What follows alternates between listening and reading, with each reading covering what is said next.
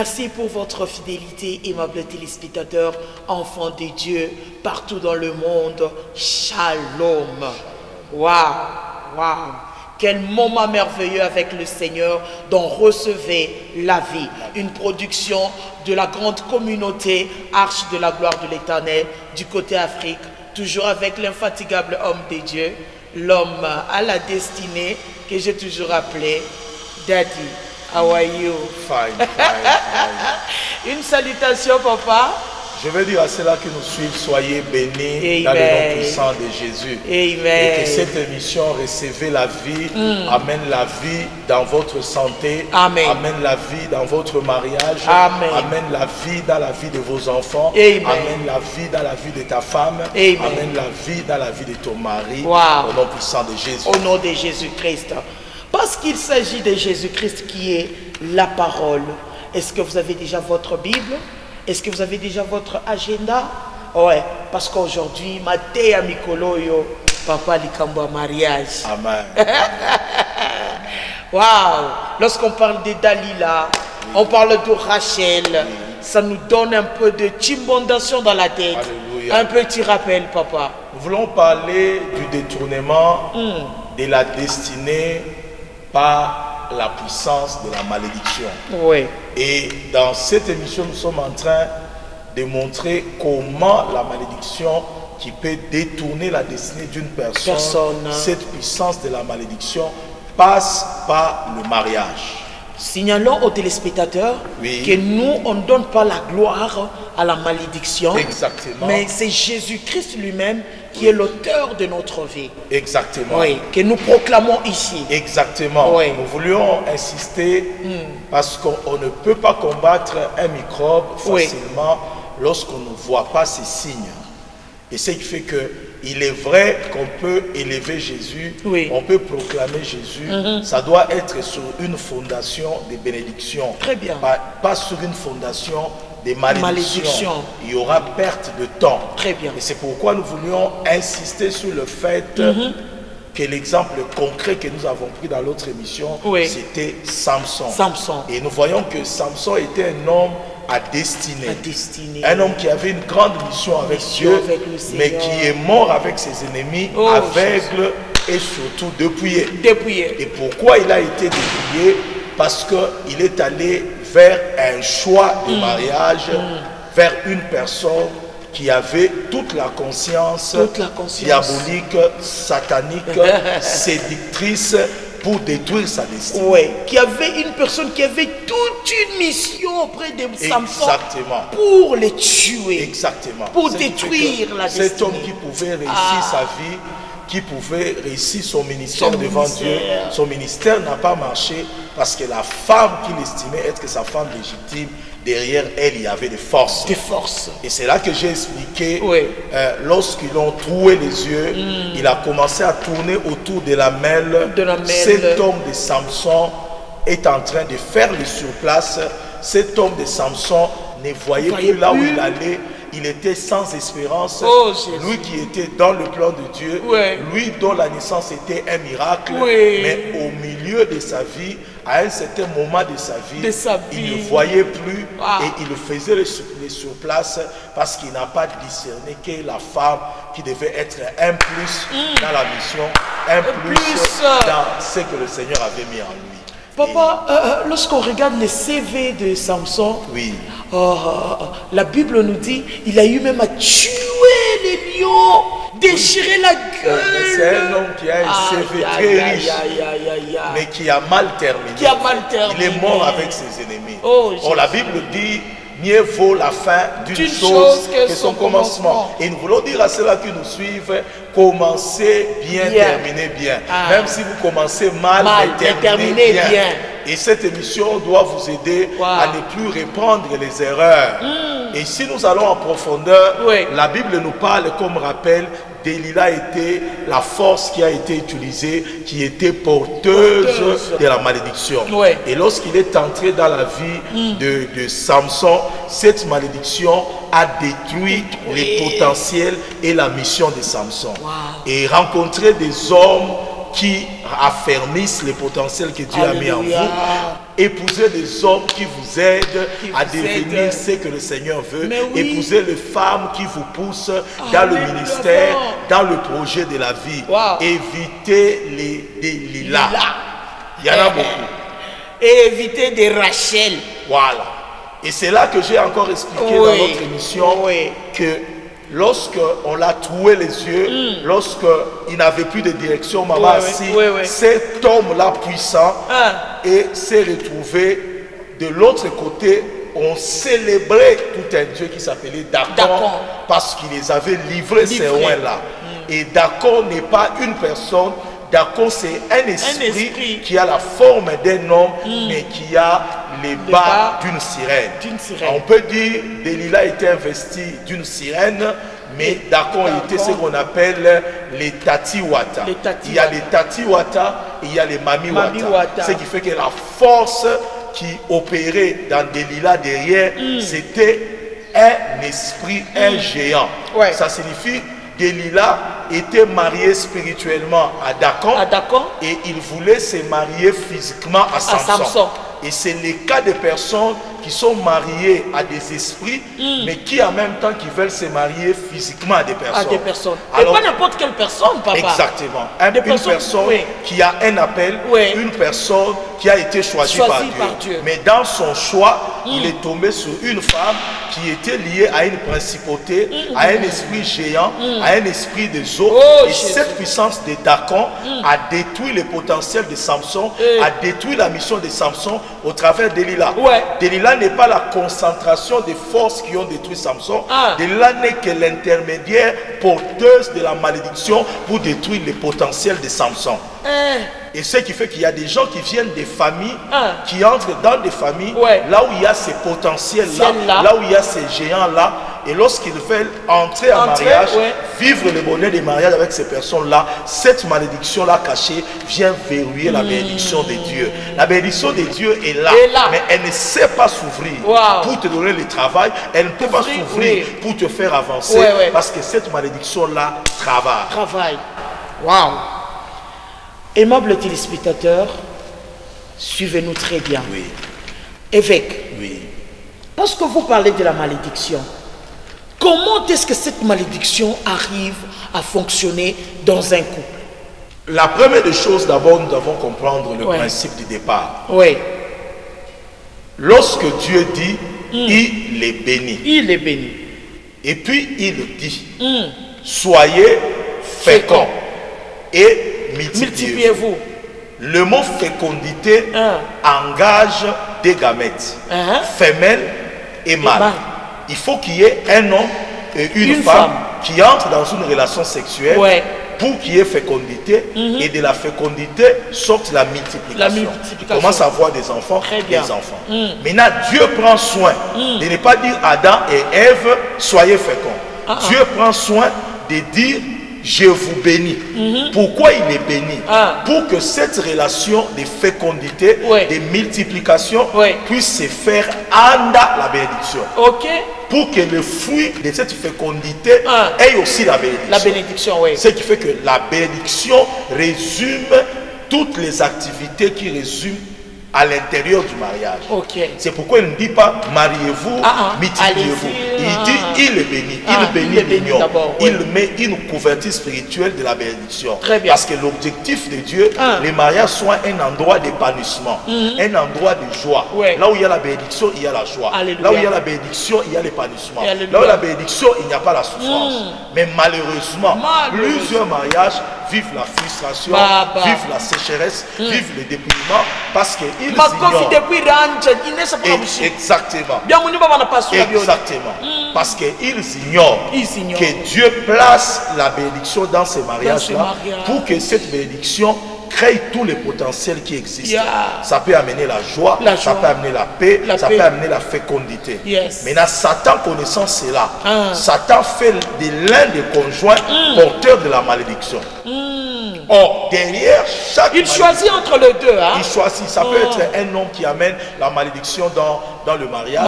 Ça peut être une femme qui l'introduit. Le problème, c'est de discerner. Lorsqu'on est fiancé, il faut discerner comment la malédiction vient. Il y a ceux-là qui ont la capacité de la changer et de la briser au travers de la puissance de l'évangile, au travers de l'onction. Mais il y a des gens qui n'ont rien, ils ne sont pas capables, mais qui regardent seulement la beauté physique et puis il n'est pas capable d'arrêter ces puissances-là. Et ce qui fait que spirituellement parlant, derrière chaque malédiction, il y a un esprit de mort. Derrière chaque malédiction, il y a un esprit de mort. Exactement. Oui. Derrière chaque malédiction, il y a un esprit de mort.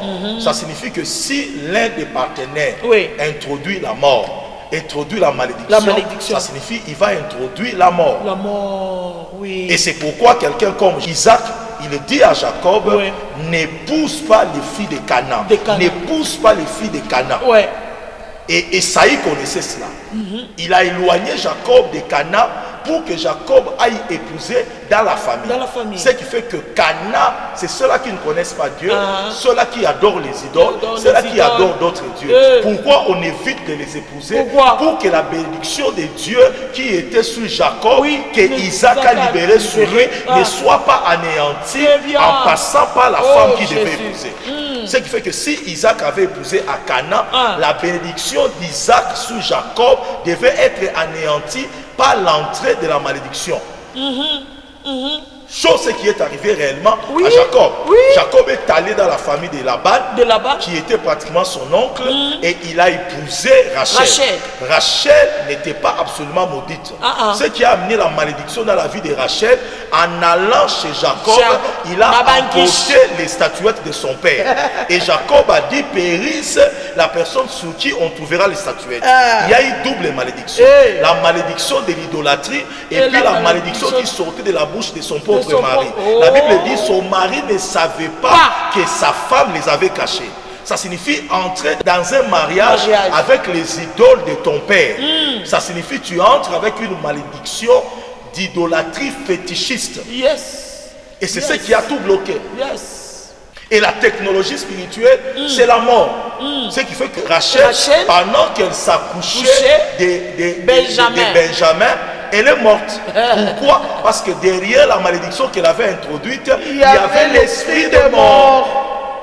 Tu vas dire, Évêque, comment est-ce que l'esprit de mort est entré dans mon mariage? Comment? Je suis devenu stérile pour lui donner la vie. Je vous informe déjà, il faut comprendre les principes de la malédiction. La malédiction a des principes. Mais cette mort-là, ce n'est pas seulement la mort physique. Ça peut être aussi la mort spirituelle. La sécheresse. Avant même de parler de la mort spirituelle, parlons d'abord de la malédiction comme les véhicules de la mort. Ça signifie que la malédiction vient et derrière la malédiction, il y a la mort. C'est cette mort-là qui tue. C'est comme si la malédiction c'est le serpent, mais le venin du serpent c'est ça la mort. Ce qui fait que la malédiction c'est un serpent, mais son venin c'est la mort. Si le serpent entre dans ta maison, entre dans ton mariage, ce qui va tuer le mariage, ce n'est pas le serpent, mais c'est le venin qui est à l'intérieur de lui. Et si ce venin là entre, vous allez avoir certains signes de la malédiction. Par exemple, l'incompréhension. Le premier signe. L'incompréhension. Ça sera un mariage dans un couple. Vous ne vivez des incompréhensions à répétition. Expliquez-vous, papa. En d'autres termes. Pourquoi je demande l'explication? C'est-à-dire, ça doit encore prendre du temps de famille. Écoute, la Bible dit, lorsque d'abord deux personnes s'aiment, l'amour couvre la multitude des péchés. Très bien. Ça signifie la force de l'amour vous pousse à être ensemble malgré vos différences. Très bien. Maintenant, lorsque vous arrivez à entrer dans le mariage, vous vous aimez. Mais le manque de connaissance des backgrounds de chaque personne, ça signifie du spirituel qui est caché derrière. C'est ce spirituel-là qui vient détruire l'affection du départ. Et c'est pourquoi Paul dit, nous n'avons pas à lutter contre la chair et le sang. Alors que la Bible dit, les deux formeront une même chair. La Bible ne dit pas qu'ils formeront un même esprit. Or, nous n'avons pas à lutter contre la chair. Or, lorsqu'on se marie, on forme une même chair. On n'a pas à lutter contre notre mariage. Nous avons à lutter contre les esprits qui se cachent derrière notre mariage, que nous amenons dans les mariages sans le savoir. Si tu amènes un mari de nuit, tu amènes une femme de nuit. Départ, vous vous aimez. Mais lorsque vous voulez maintenant consommer le bonheur, c'est là, la femme de lui dit que je n'aime pas cet homme-là que tu as épousé. Il commence les opérations. Et les opérations se manifestent par les incompréhensions. Lorsque l'autre dit A, toi tu entends B. Ça signifie, c'est déjà un signe qui montre. Donc, l'incompréhension, là, ça peut être même dans des explications.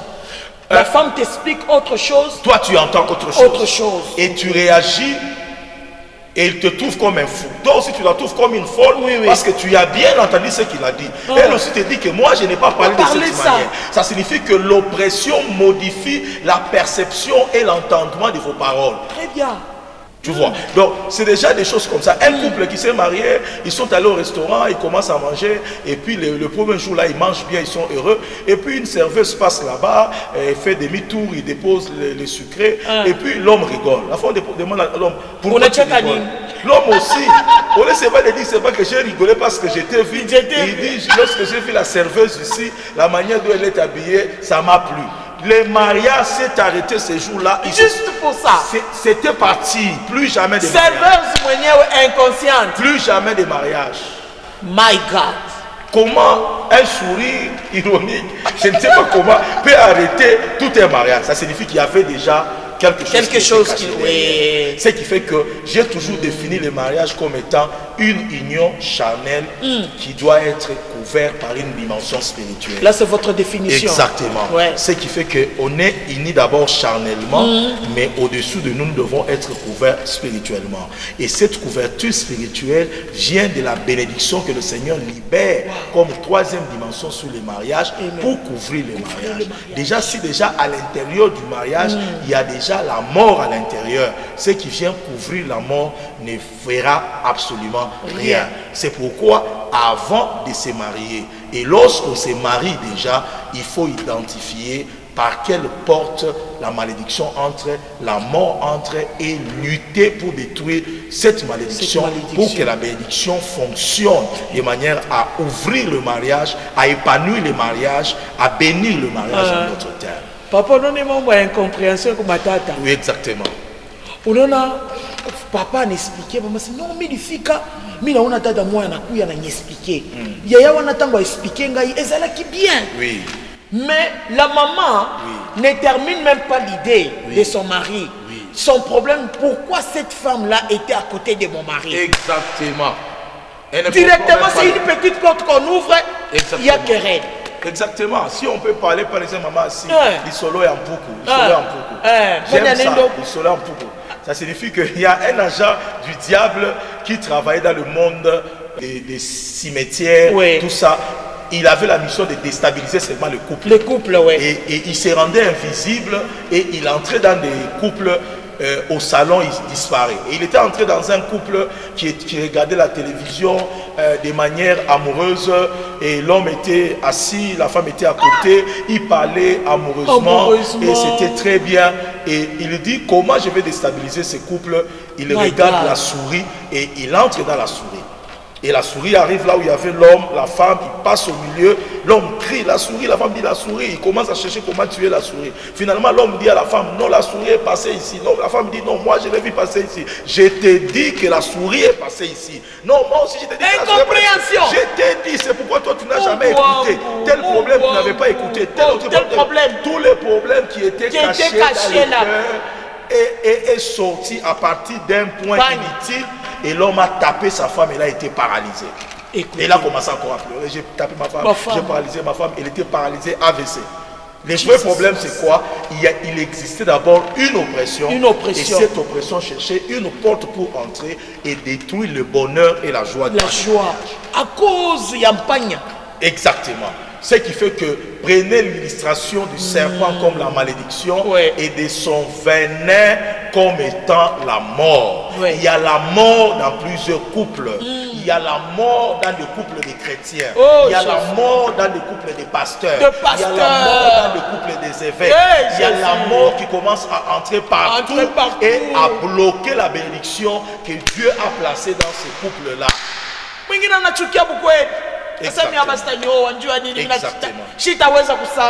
Exactement. Ce qui fait qu'il y a d'abord l'incompréhension. La deuxième de choses, il y a ce qu'on appelle la modification brusque du caractère. C'est-à-dire? Ça signifie que le couple, dès le départ, ils s'aiment, ils s'entendent bien, mais après un certain nombre années, le caractère de l'un se modifie directement. Illustrez avec un exemple. Je prends l'exemple comme deuxième point. On a parlé de la malédiction qui entre lorsqu'un homme veut se marier légitimement et il se marie légitimement. Cette forme de malédiction, elle est consciente dans le cas de Dalila parce qu'elle est sorcière, elle vient pour détruire quelqu'un qui vient l'aimer pour bâtir une famille. Là, il ne bâtira pas la famille parce que Dalila qui entre, il est conscient que moi je suis sorcière, je suis marié à Dacon, j'entre pour détruire cet homme. C'est la blague. Il vient s'amuser. Ça peut être un homme qui va vers une belle femme, mais il est déjà marié à une femme des ténèbres parce qu'il est dans l'occultisme. Il veut détruire la beauté de cette femme. Ça, c'est un mariage où l'autre entre avec une haine pour détruire ce qu'il voit de beau. Et ça s'est fait plusieurs ici. Les hommes qui ont l'argent, dans la magie, dans l'occultisme, ils détruisent tout ce qui brille. Tu vois? Ils regardent seulement ça où il y a qu'on a étoile, allez, à l'attaque. Dans la dimension de Rachel, Rachel n'est pas le type, elle n'est pas le type de femme qui était consciente, mais qui a appris des habitudes dans leur famille, ce que son père faisait, la prospérité de son père était due à des statuettes. Elle ne connaissait pas Dieu, mais Jacob connaissait Dieu et il n'avait rien à voir avec l'idolâtrie. Ce qui fait qu'il y a des femmes qui sont inconscientes de la malédiction qu'ils amènent, les hommes qui sont inconscients de la malédiction qu'ils amènent, c'est quelque chose qu'ils ont eu héréditairement. Maintenant, dans le troisième cas, ce n'est plus un mariage légitime. Dalila devait être mariée légitimement et il voulait utiliser les liens d'un mariage légitime pour déverser sa haine, détruire l'autre. Rachel aussi, on devait l'épouser de manière légitime. Mais le troisième cas, c'est quelqu'un qui est déjà marié. Et qui aime sa femme, qui vit avec sa femme, mais qui ouvre une porte avec une femme qui est à côté. Mais cette femme-là est porteuse de la malédiction. Cette malédiction qui passe par cet homme-là, fait de cet homme-là maintenant qui était bon, qui avait un bon caractère, l'objet de la malédiction extérieure qui entre par lui, qui commence à détruire un ménage qui n'avait pas de malédiction. Très bien. Et c'est le cas là, maintenant tu vas voir ces ménages-là, il y a modification de caractère. L'homme qui était gentil, qui était intentionné, d'un coup, il ne supporte plus sa femme, il n'a plus de paroles meilleures, parce que déjà, une malédiction est entrée au travers de lui. Maintenant, c'est par ses propres paroles qu'il commence à détruire son mariage. Ça devient maintenant une auto-malédiction. Jésus. Si c'est la femme aussi qui a trompé son mari, il ouvre cette porte-là, la malédiction extérieure vient entrer. En ce moment-là, le mariage commence à vivre une malédiction qui bloque toute la malédiction et le caractère de l'un des conjoints est modifié brusquement. Et la question c'est pourquoi on a bien commencé et quand est-ce qu'on a commencé à constater ces choses? Mon Dieu! C'est une question. Voilà. Le caractère, c'est la manière de vivre avec l'autre sans laisser les blessures dans son cœur. C'est la manière à vivre avec l'autre de manière à lui éviter la douleur. Ce qui fait que lorsque le caractère est modifié, l'un des conjoints devient un instrument qui crée la dépression, qui laisse les blessures sur l'autre. Et avec le temps, l'autre s'éteint petit à petit sans savoir qu'est-ce qu'il va faire. Et le mariage devient un terrain ou qui produit plus tard la mort. Et beaucoup de maladies psychosomatiques, des AVC résultent de cette mauvaise gestion et de cette modification, de cette malédiction et de cet esprit de mort. Paka aoué, paka ibebe moya, misemo, caractère, attitude, paka moya jimite. Hey, mwingine na bambaro ya mwenjekana semana sema blessé, le cœur saigne. Exactement. Et ne sait même pas comment faire confiance à son mari. Et puis il dit, je ne sais pas qu'est-ce qui m'a pris, pardonne-moi. Mais après ça rentre, le pardon, les mal, le vrai problème c'est la présence d'un esprit de mort. Oh, vous entrez dans une maison où Dieu vous dit allez prier. Vous ne connaissez pas, vous arrivez et vous priez. La femme ne dit rien, l'homme ne dit rien. Et puis vous voyez un serpent sortir de la chambre. Vous posez la question, mais je vois un serpent sortir de la chambre. Ou on ne sait pas. Et vous commencez à donner les signes. Dieu dit ces derniers temps, il y a telle chose. Oh oui, l'un commence à pleurer. Puis Dieu dit, votre intimité n'est plus comme c'était avant. Ça signifie qu'il y a quelque chose qui était au milieu. Oui, avant on s'aimait, avant on avait une intimité normale de décision. Pour le moment, l'un est devenu frigide, il dit, je fais ça seulement comme ça. Parce que l'amour a disparu, le serpent s'est mis la mort au lit, la joie du mariage est partie, ça devient un terrain de la mort. Et c'est pourquoi nous voulons dire à ceux qui nous suivent, la mort va sortir de ta maison au nom de Jésus. La mort va sortir de ta chambre au nom de Jésus. La bénédiction de Dieu sera restaurée dans le nom puissant de Jésus. La Bible dit ceci, le sien rebâtiront sur les anciennes ruines. On l'appellera le réparateur de brèches, c'est lui qui restaure. Pourquoi Jésus est le réparateur de brèches? Ça signifie là où il y a eu la brèche, là où le serpent est entré, là où la mort a détruit, la même brèche peut être réparée par Jésus. Amen. Et ces couples fréquentent l'église. Exactement, exactement. Et je veux dire à quelqu'un, la bénédiction du départ va fonctionner. Amen. Amen. Dieu bénit. Il bénit le travail. Amen. Il bénit les mariages. Amen. Il bénit cette institution. Amen. Cette bénédiction a un sens. Un, de vous rendre fécond. Deux, de vous multiplier. Trois, d'amener la plénitude. Quatre, d'amener la domination. J'ai vu des couples, ils ont des combats. Lorsqu'ils se tiennent à main comme ça, ils commencent à prier. Tous les démons de chômage sont neutralisés. Là où l'homme part, il trouve. Mais lorsque le couple se sépare, là où l'homme part, il ne trouve plus. Pas même de soumission. Il ne trouve plus. Wow. C'est parce que dès le départ, Dieu met une force à deux. Papa, dans un couple, il y a même des mots de passe. L'homme a son mot de passe, la femme a son... Papa. Dans le téléphone, même le numéro des gens, tu vois quelqu'un qui écrit général. Mais tu réponds, c'est une femme qui répond. Papa. Papa n'a pas compté ma toilette. Dans les chaussettes. Dans les chaussettes.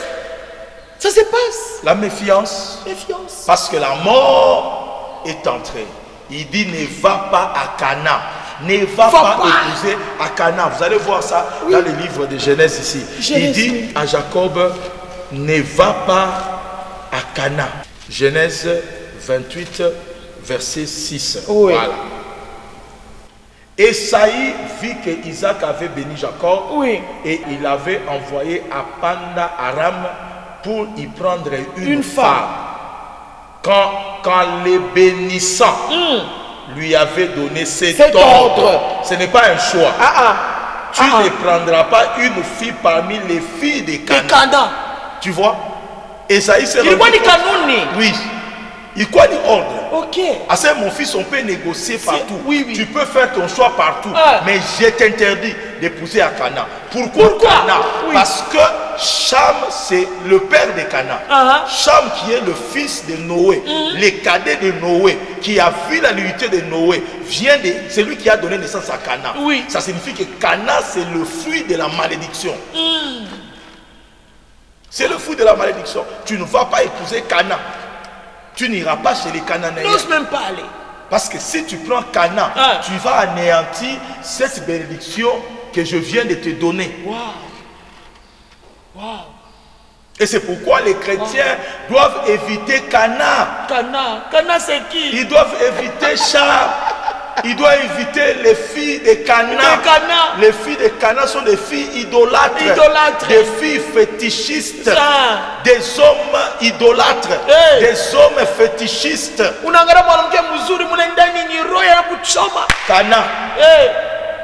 Cana. Bana détruire batumisha Mungu bami. Beaucoup. Cana. Beaucoup Cana. Papa, l'isolo Cana. Yamakasi. Cana zo bebisa. Oui. Baza ko envahir. Mibali ya Cana baza ko détruire. Ko détruire. On a tout couple moi chaque kala très bien. Oui. Moi sinon mobali bazo yo Cana. Mais ceux qui Cana yeka katali kaka la liste soit 4 heures. Exactement. À détruire. Tout se détruit. C'est pourquoi il est important de comprendre ces signes. Le premier signe que nous avons parlé, ce sont les incompréhensions. Le deuxième signe, c'est la modification du caractère. Et le troisième signe, c'est le dépouillement.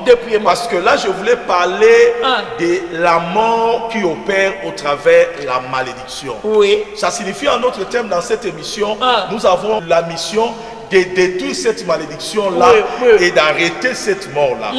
La première des choses, lorsque vous lisez dans le livre de Josué 6, et vous prenez à partir du verset Josué 6 à partir du verset 26. La Bible dit, c'est fit alors que Josué jura en disant, maudit soit devant l'Éternel l'homme qui se lèvera pour bâtir la ville de Jéricho.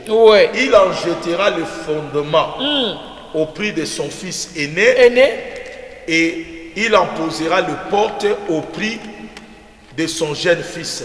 Et l'Éternel fit avec Josué, dont la renommée s'est répandue dans tout le pays. Vous voyez déjà ici, Jéricho, c'est l'image d'une personne. Ce qui doit être bâti dans Jéricho et ce qui doit être bâti dans les différents domaines de la vie d'une personne. Mais cette ville a été maudite parce qu'on n'a pas voulu que cette ville soit bâtie. Il y a des ménages déjà avant même que l'homme et la femme se mettent ensemble. Déjà, dans la belle famille, il y a des paroles qui sont déjà libérées. Ça, c'est déjà des paroles qui sont libérées avant. Ou soit l'un des parents n'est pas d'accord, ou la belle-mère a juré que si tu épouses cette fille-là, moi et toi, tu ne me verras pas chez toi. Ça signifie que tu vois déjà que c'est Jéricho. Là où les gens parlent, là où les gens disent. Et personne ne peut bâtir cette ville-là. Tout à fait. Et si tu prends le livre de 1 roi, verset 16, la Bible dit, à partir du verset 34, c'est là que nous suivons, soyez bénis. Alléluia. C'est le temps de vous bénir dans quelques minutes. Amen. Pour que vous receviez la délivrance, pour que ce qui n'est pas de Dieu quitte votre vie au nom de Jésus. Au nom de Jésus. La Bible dit, 1 roi 16, 34, en ce temps, Iriel de Bethel bâtit Jéricho. Il en jeta le fondement au prix d'Abiram, son premier-né, et il en posa le porte au prix de Ségoum, son plus jeune fils, selon la parole que l'Éternel avait parlé à Josué, fils de Nun. Tu vois déjà que ici, Iriel de Bethel vient pour bâtir Jéricho, qui est l'image de ta maison, qui est l'image de ton ménage. Et lorsqu'il commence à le faire, un malheur arrive dans sa vie. Maman, si je veux dire, il y a des couples maudits dès le départ. Il y a des couples dont les gens ont maudit dès le départ. Et lorsque ces personnes commencent à essayer de bâtir leur avenir, il y a des signes qui commencent à se manifester. Et c'est pourquoi je veux dire à quelqu'un, quelle que soit la malédiction introduite, la malédiction déclarée, l'amour de Dieu est sur ton couple, l'amour de Dieu est dans ces domaines-là. Ce que les ennemis attendent, cela n'arrivera pas dans le nom puissant de Jésus-Christ. Et lorsque vous prenez 2 rois, vous allez voir à la lumière de la parole de Dieu. Vous allez voir 2 rois 18. La Bible dit, lorsqu'il fit des retours, verset 18, auprès d'Élisée, qui était où? Qui était à Jéricho. Il leur dit, ne vous ai-je pas dit de ne pas aller?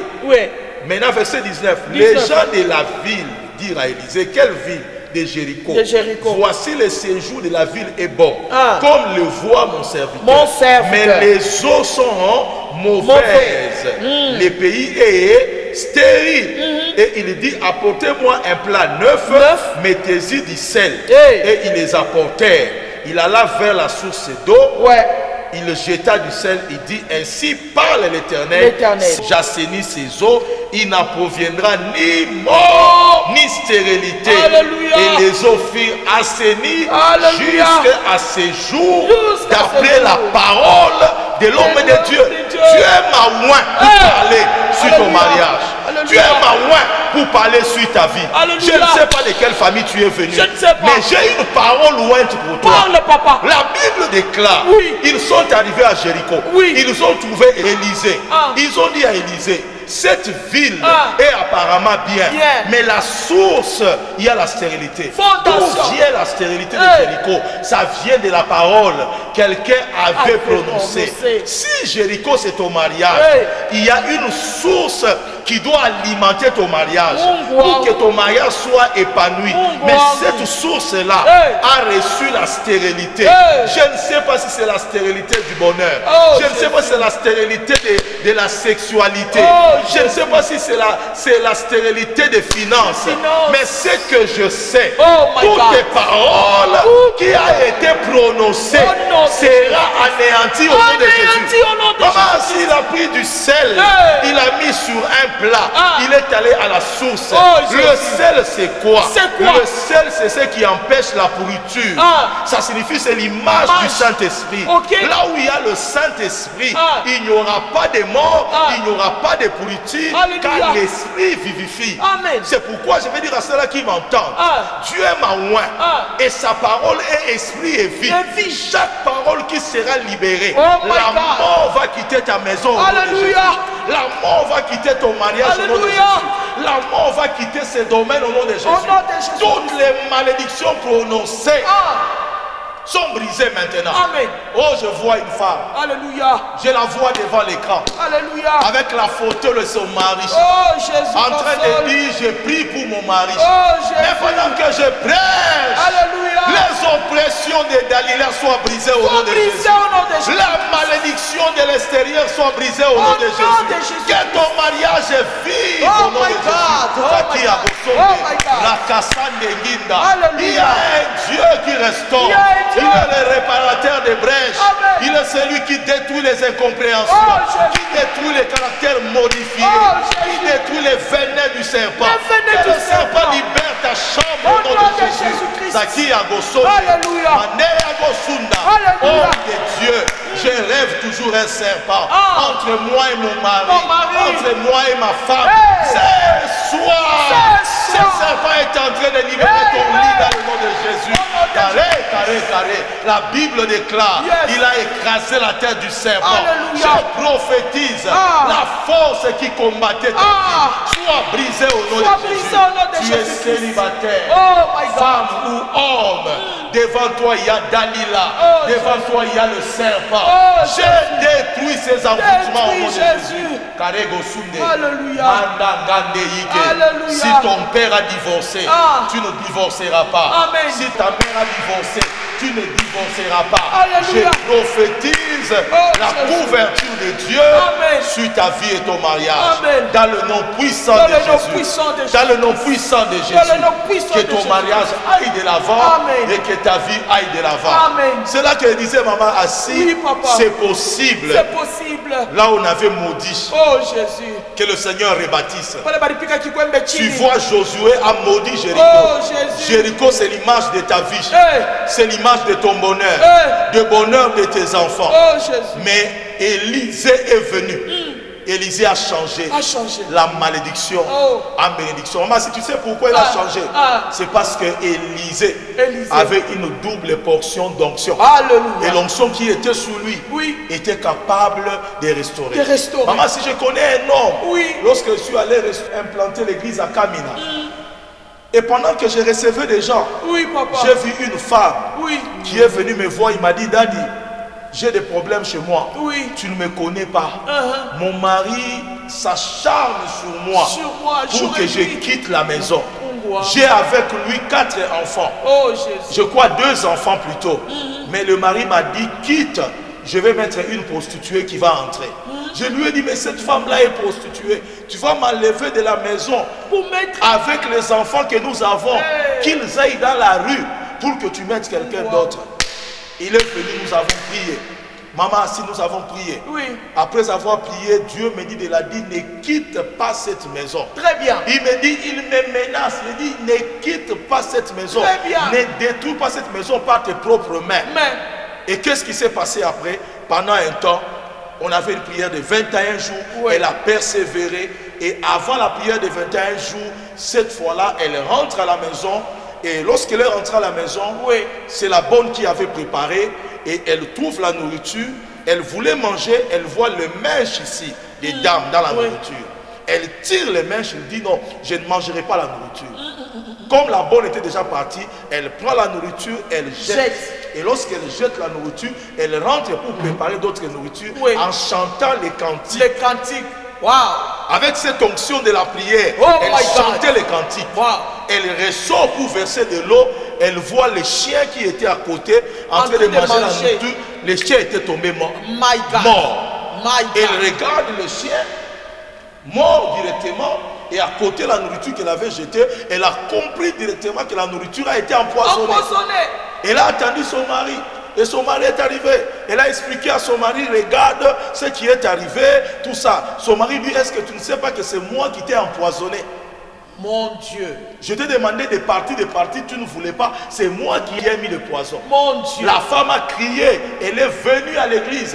Et lorsqu'elle est arrivée à l'église, elle a commencé à m'expliquer. Elle me dit, seulement maintenant, papa, c'est moi, je pars. Je lui ai dit, ainsi dit l'Éternel, tu ne sortiras pas de cette maison. Tu vas y rester. Il dit, pasteur, mais je vais mourir. Il a dit, tu ne mourras pas. J'ai prié pour elle. Cette fois-là, elle est rentrée en tremblant. Son mari n'était pas là. Le lendemain, elle voit seulement son mari rentrer le matin. Elle était dans le premier salon. Elle était assise. Et le mari est arrivé. Elle est entrée dans le deuxième salon. Ça l'a dit bonjour. Ça dit bonjour à ses enfants. Elle disait qu'aujourd'hui, c'est fini. Je vais mourir. Cet homme va me tabasser, va me tuer. Mais la puissance de Yahweh, la puissance de Jésus était en train d'opérer. Qu'est-ce qui est arrivé? Il voit seulement pendant qu'elle était avec les enfants, l'homme venir au devant de lui. Il dit, cette fois-ci, on m'a achevé. Lorsque l'homme arrive, l'homme se met à genoux. Il se met à genoux. Il dit, que je t'ai fait souffrir, toi et les enfants. Pardonne-moi, je mérite la mort. Maman assis, sans discussion, sans réconciliation. L'homme est revenu en lui-même. L'envoûtement a été brisé. La mort a été anéantie. Il s'est mis à genoux. Il a reconnu le mal qu'il a fait pendant plusieurs années. Et je mérite la mort. La femme lui dit, tu ne mérites pas la mort. Viens, nous allons voir mon pasteur, mon daddy. Je vois seulement la femme entrer avec un gaillard là derrière en train de pleurer comme un enfant. J'ai compris que c'était son mari. Et j'ai parlé avec son mari. Il a donné sa vie à Dieu. Il s'est repenti de tous les mal qu'il avait fait. Et dans cette église-là, cet homme-là était devenu pratiquement comme un ancien. Comme un ancien. Comment Dieu peut changer un homme qui a été porteur de la malédiction, un homme qui voulait détruire sa propre maison? Comment Dieu peut prendre cet homme-là sans qu'il y ait délivrance d'imposition des mains? De loin, pendant que la femme priait, persévérait dans la prière, le Seigneur a fait tomber la malédiction et il a sauvé cet homme-là. Il a sauvé cette famille-là. Je veux dire à ceux-là qui nous suivent, c'est un jour de salut. C'est un jour de salut. Je veux dire à cet homme-là, persévère dans la prière. Je veux dire à cette femme-là, persévère dans la prière. Je veux dire à ces enfants-là, persévérez. Priez pour votre papa. Priez pour votre maman. Dieu est capable de restaurer et d'anéantir le serpent. Et la Bible dit, il est béni. Il leur dit, soyez féconds. La bénédiction de Dieu amène la fécondité. Je veux dire à ceux-là qui nous suivent, dont le diable a placé la stérilité, qui est l'incapacité de produire. Je proclame le Dieu d'Abraham qui a rendu Abraham fécond. Que ta vie soit une vie de fécondité. Ta vie soit une vie de multiplication. Dans le nom puissant de Jésus. Pendant que je prie, maman assise, je vois les mains de quelqu'un changer. Tout ce que tu vas toucher, tout ce que tu vas entreprendre, cela va aller de l'avant au nom puissant de Jésus-Christ. Wow. Vous savez, il y a des gens qui vivent les langues. Les langues. Les langues des gens. C'est-à-dire les malédictions, des gens. Ils parlent jour et nuit. Ils parlent sur le mariage. Jésus. Ils parlent pour la destinée de tes enfants dans le mariage. Tu as des jeunes filles, tu as des belles filles, mais on avait déjà placé les malédictions dans leur vie. Je suis en train de prophétiser. Parle, papa. Tes filles à toi, tes filles à toi, tes filles à toi ne seront pas dans la rue. Je prophétise dans le nom puissant prophétise, bakosala joie na yo. Amen. Bakobala mabala ya solo. Bakoswa mabala béni dans le nom de Jésus. Cette malédiction est brisée au nom de Jésus. Je vais dire encore. Amen. Parle, papa. Soki yo libala na yo soki bitumba. Bitumba. Libala bala na yo ko connaître bitumba. Amen. Amen. Ba garçon na yo. Amen. Bakozala ba voyou te. Alléluia. Bakozala ba mélidiamba te. Alléluia. Ba garçon na yo nazo prophétiser. Oh Jésus. Bakozala ba ingénieur. Bakozala ba médecin. Amen. Je déclare dans le nom de Jésus. La malédiction est tombée sur ta postérité. La malédiction est tombée sur tes enfants. Tes enfants, ton fils aîné, les autres enfants, sois bénis au nom de Jésus. Soyez bénis au nom de Jésus. Cari. Il est écrit. Et la malédiction qui tombait sur toi est tombée sur Jésus. Il se fait malédiction afin que toi tu sois bénédiction. Je le déclare béni. Toi et ta famille, toi et tes enfants, dans le nom puissant de Jésus. Et la malédiction qui était dans votre famille, le serpent qui était entré, sa tête est écrasée et tu es libéré dans le nom puissant de Jésus. Et je proclame la victoire, je proclame la grâce, je proclame la restauration, je proclame l'avancement, je proclame la réussite de ta destinée au nom puissant de Jésus. Et je dis Amen et soyez bénis. Yes, Alongi. Merci Jésus. Papa, merci. Merci. Aimables téléspectateurs, merci Jésus. Enfants de Dieu, merci. Chers serviteurs de Dieu, merci Jésus. Une telle parole, merci une telle bénédiction. Merci Jésus. Sokoboyi, yes, okokende wapi. Papa, que le Seigneur vous restaure encore. Merci. Quelle révélation. La famille, le mariage. Diable n'a attaqué pas qu'à couler. Heureusement, Jésus-Christ est là pour restaurer. Papa, pour ceux qui sont fiancés, oui. Comment faire leur choix? Nous allons expliquer dans la prochaine émission. Dans la prochaine émission. Oui. Alors, peuple de Dieu, préparez-vous déjà. Une grande conférence de couple, de fiancés, mariés. Vous songez aussi à être dans le couple? Oui. Ne manque pas. Il y aura des spots qui vont passer. Les annonces vont passer. Ne manque pas ces grands rendez-vous. Il y aura la délivrance, la restauration. Il y aura la bénédiction. Hein? Papa parlait de la multiplication, de l'addition. Talakaka, papa. C'est compris vraiment. Alléluia. Et surtout, une seule chose.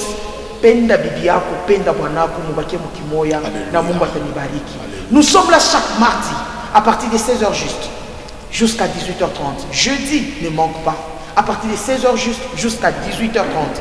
Et le dimanche, 8h30. Wanazambe kaka yemoko akitaka na temple. Sommes vraiment. Nous sommes dans la province du Haut-Katanga, République démocratique du Congo. Bandaka, France, appelé, l'homme de Dieu est là. Chaque mercredi, il le reçoit à partir de 11h30. Ce qui commence bien finit très bien. Une seule chose, attache-toi à la parole de Dieu, qui est Jésus-Christ. Merci beaucoup.